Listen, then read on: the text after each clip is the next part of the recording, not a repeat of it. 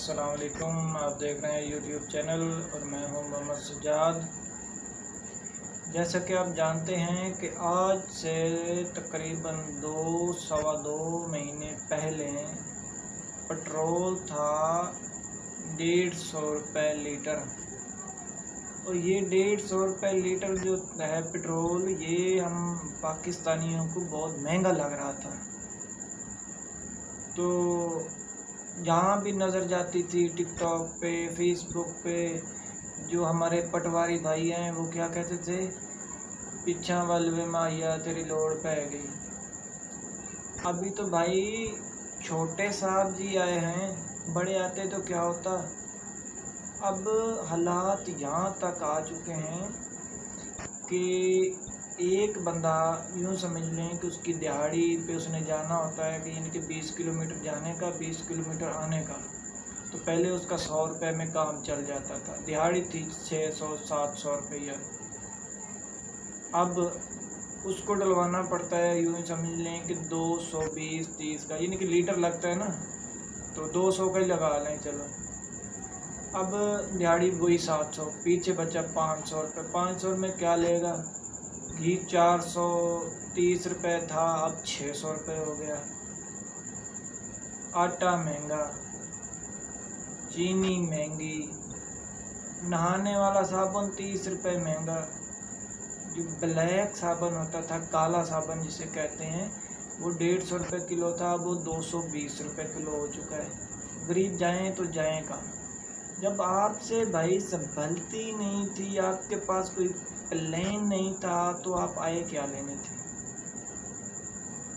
2 साल रहते थे ना, 1.5 साल रहता था तो इंतज़ार कर लेते, तो ऑटोमेटिक आपको वोट पड़ जाने थे, तो आप आ जाते। अब आपने वो हाल कर दिया है गरीब बंदे का। देहातों में जैसे कि हम लोग पहले मतलब अच्छा खासा खाते थे, फिर चटनी पे आ गए।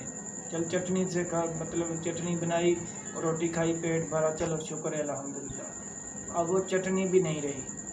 अब निज़ाम आ चुका है कि पानी से रोटी खाने का।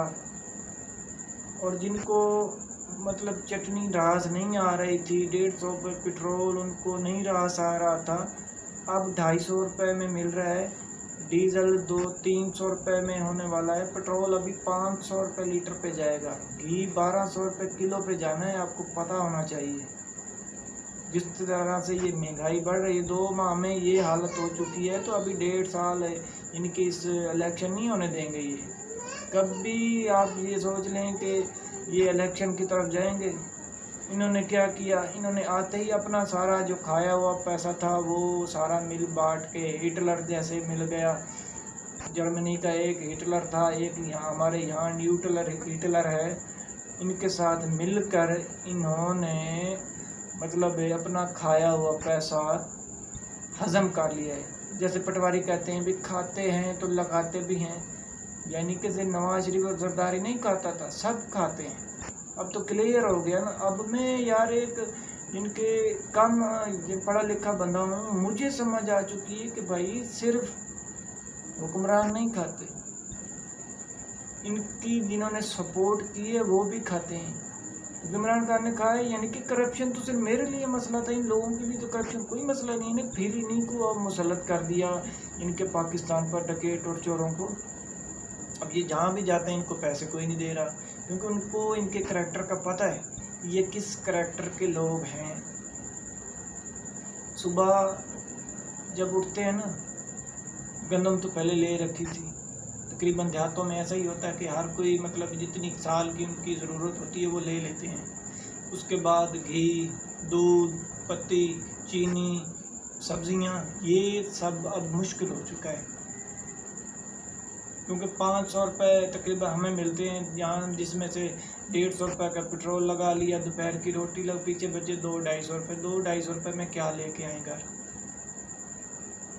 सुबह को दोपहर को बच्चे, अबू रोटी किस चीज़ से खानी है?